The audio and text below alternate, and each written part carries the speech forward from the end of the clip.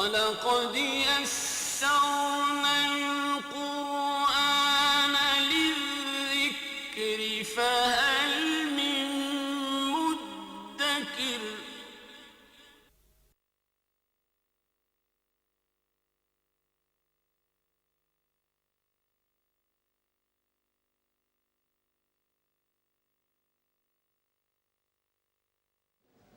اعوذ باللہ من الشیطان الرجیم بسم اللہ الرحمن الرحیم مثل الذین حملوا التوراة ثم لم يحملوها كمثل الحمار يحمل أسفارا بئس مثل القوم الذين كذبوا بآيات الله والله لا يهدي القوم الظالمين صدق اللہ العظیم رب اشرح لي صدری ويسر لي امری واحلل عقدۃ من لسانی یفقہوا قولی۔ پہلی 4 آیات ہم پڑھ چکے ہیں سورہ جمعہ کی، جن میں بہت اہم مضمون آیا کہ وہ جماعت جو حضور صلی اللہ علیہ وسلم نے تیار کی ہے، جس نے عظیم انقلاب برپا کیا، وہ جو حزب اللہ ہے، جس کے اوصاف قرآن مجید میں آئے ہیں، وہ تیار کیسے ہوئی؟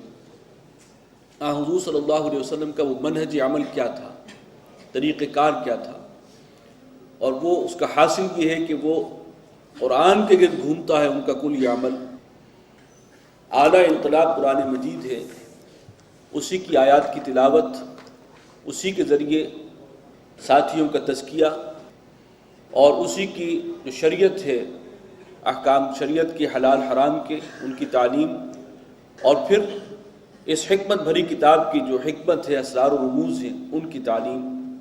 یہ 4 کام حضور صلی اللہ علیہ وسلم نے کیے ہیں، اور آپ نے شاید نوٹ کیا ہو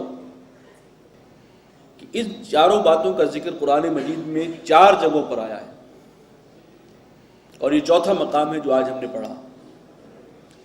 بالکل یہی باتیں اس سے پہلے سورہ بقرہ میں، پھر سورہ آل عمران میں، بلکہ سورہ بقرہ میں 2 مرتبہ، پہلے پارے میں بھی، دوسرے پارے میں بھی، پھر سورہ آل عمران میں، اور اب 4تھی مرتبہ یہاں سورہ جمعہ میں آئے کہ یہ 4 کام حضور صلی اللہ علیہ وسلم کے تھے۔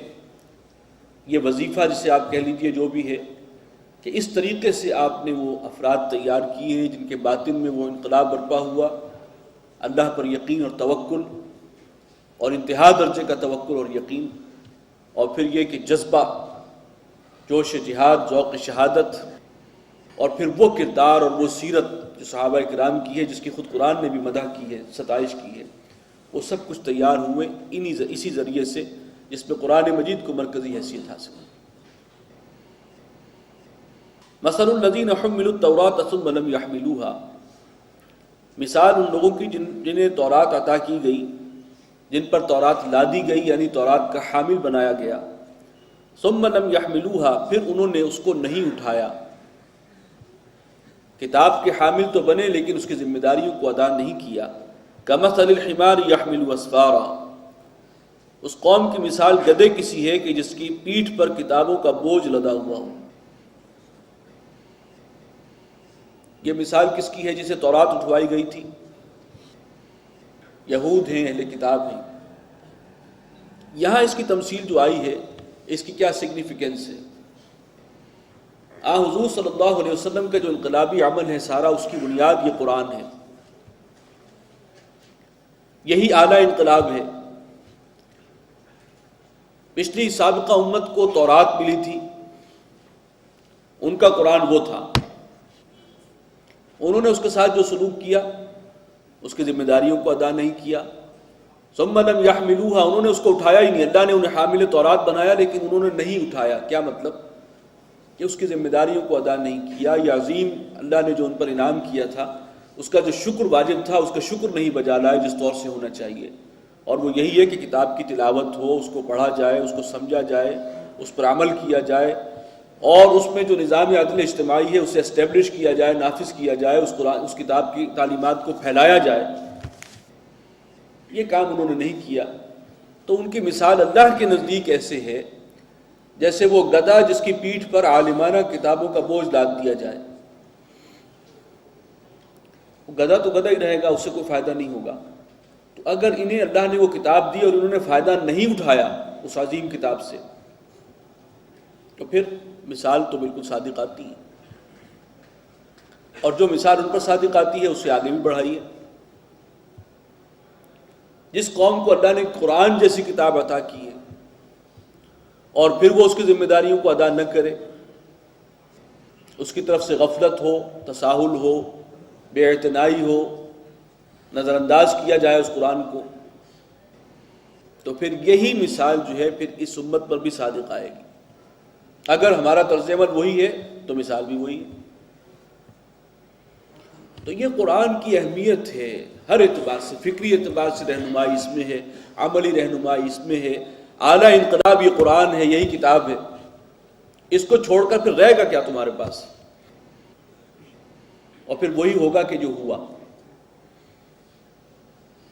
حضور صلی اللہ علیہ وسلم نے تو بہت پہلے فرما دیا تھا، حضرت عمر رضی اللہ تعالی عنہ حدیث کے راوی ہیں، ان اللہ یرفع بہذا الکتاب اقواما، اللہ تعالیٰ اس کتاب کی بدولت قوموں کو عروج اور سربلندی عطا کرے گا، وَيَضْعُ بِهِ آخَرِينَ، اور اسی کے سبب سے، یعنی اس کو ترک کرنے کی پاداش میں، اس کو نظر انداز کرنے کی پاداش میں قوموں کو ذلیل اور رسوا کرے گا۔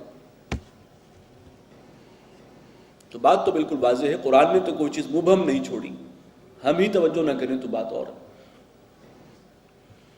قُلْ يَا أَيُّهَا الَّذِينَ هَادُوا إِن زَعَمْتُمْ أَنَّكُمْ أَوْلِيَاءُ لِلَّهِ مِن دُونِ النَّاسِ، اے نبی ذرا کہیے ان لوگوں سے جو یہودی ہوئے ہیں کہ اگر تمہیں دعویٰ ہے اس بات کا کہ تم اللہ کے خاص چہیتے ہو، دوست ہو باقی لوگوں کو چھوڑ کر ان کے علاوہ، جیسے کہ ان کو یہ دعویٰ تھا نحن ابناء اللہ واحباؤہ، ہم اللہ کے بڑے محبوب ہیں اور اس کے بیٹوں کی مانند، اگر یہ بات ہے فتمنوا الموت، پھر تمہیں موت کی تمنا آرزو کرنی چاہیے، ان کنتم صادقین، اگر تم سچے ہو، دوست سے جلد ملاقات اور اس کے انعامات سے جو ہے فائدہ اٹھانا، یہ تو پھر تمہاری دلی آرزو ہونی چاہیے۔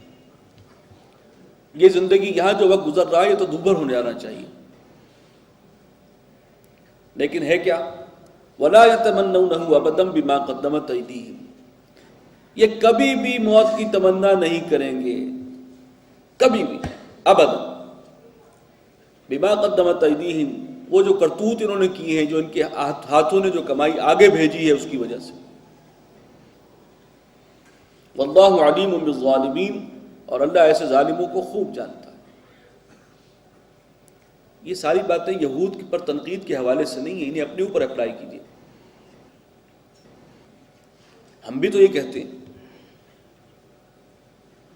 اقبال نے تو کہا تھا کہ نشان مرد مومن بات گویم، چمر گایت تبسم بر لب اوست، لیکن موت کے خیال سے ہم تو بہت گھبراتے ہیں، اپنی جان اپنا مال بہت عزیز ہے، اس کو بچا بچا کے رکھتے ہیں۔ تو یہ ساری بات جو ہے وہ اپلائی ہم پر بھی ہو رہی ہے، جبکہ ہمارا دعویٰ یہ ہے کہ جنت تو ہماری میراث، اور ہم بھی بخشے بخشائے ہیں، کیوں نہیں؟ آخر اور بخشش کس کے لیے؟ یہی تو امت ہے، امت مرحومہ جس پر رحمت کی گئی ہے، جس کے لیے خاص رحمت ہے۔ لیکن وہی دنیا کی محبت، یہ کتاب کو چھوڑ دینے کے نتیجے میں قرآن سے اگر تعلق کمزور پڑ جائے تو اس کے یہ نتائج ہیں، پھر دنیا کی محبت، مال و دولت کی محبت، اور پھر یہ ہے کہ موت کا خوف، جہاد و قتال سے گریز، اور وہ جو فکری رہنمائی اصل میں قرآن دیتا ہے، عقلی اور فکری اور نظری، اس سے دوری، یہ سارے جو نقصانات ہیں یہ ہیں قرآن سے، اللہ کی کتاب سے دوری کی۔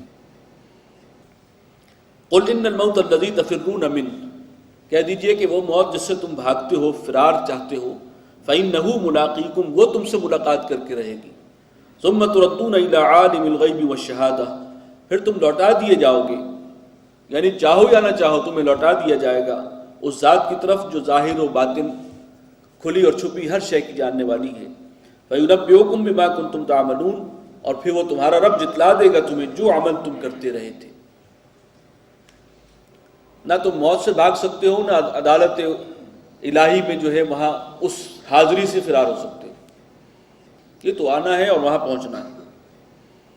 یا ایھا الذین آمنوا اذا نودی للصلاۃ من یوم الجمعہ، اہل ایمان جب اذان دی جائے، پکارا جائے نماز کے